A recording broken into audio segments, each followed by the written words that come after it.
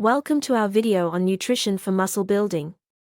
One of the most important factors in achieving muscle gains is having a healthy and balanced diet. In this video, we will discuss some of the best foods to eat for optimal muscle growth. Protein is essential for building muscle tissue.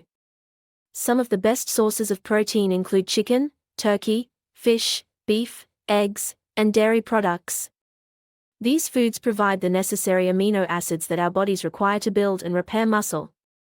Carbohydrates are important for providing energy during workouts.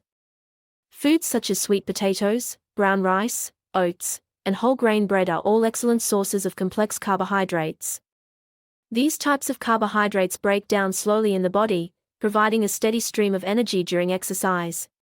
Healthy fats are also essential for muscle growth, as they provide energy and help with hormone balance. Foods such as avocados, nuts, seeds, and olive oil are great sources of healthy fats.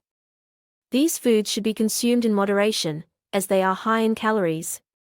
Eating a balanced and nutritious diet is crucial for building muscle.